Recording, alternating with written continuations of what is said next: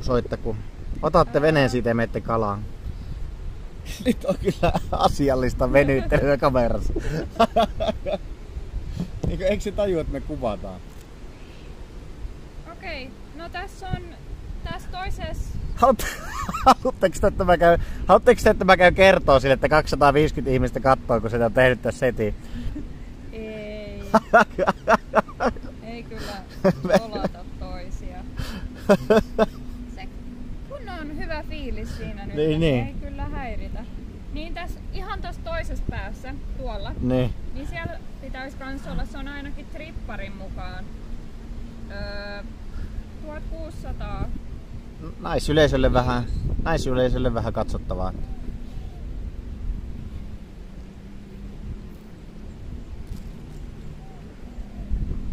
Meitsi ei viitin mennä, mutta selkäongelmia ja niin. Kaikenlaista tollaista. Chatti vetäisi samaa tahtia kotona, joo. Ilmanen kurssi. Pitäisikö munkin mennä siihen sen mukaan? Montakohan naista kattaa? Mä luulen, että yllättävän monta, koska ainakin mitä katoin tuossa, että oli niitä Instagram-seuraajia tullut, niin kyllä se oli ollut monen ikäistä ja seuraajaa, että kyllähän suuri osa miehiä oli, mutta oli siellä joitain naisiakin ollut.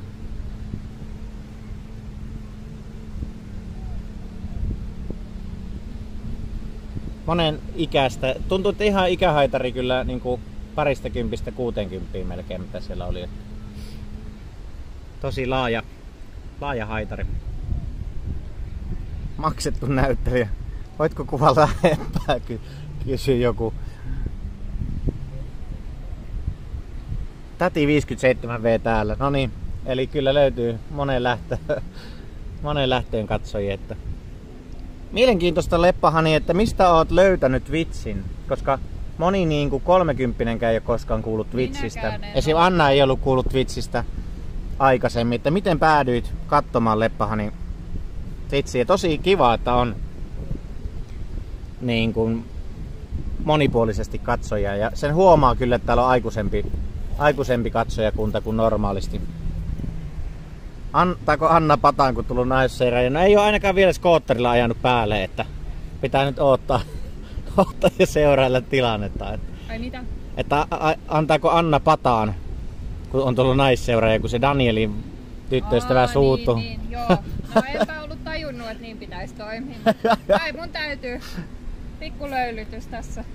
37V täällä, nainen täällä, setämies 56, minä 52, pojalta kuulin. Okei.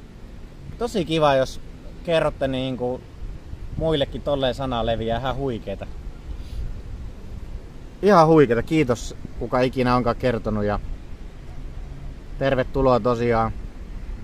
Siis täällähän on tosi paljon myös keski-ikäisiä. Tosi hienoa. Olette löytänyt vitsi. Mahtava juttu. Nyt tulee toi, ei tullutkaan. Mä ajattelin, että tulisi toi aurinkotervehdys.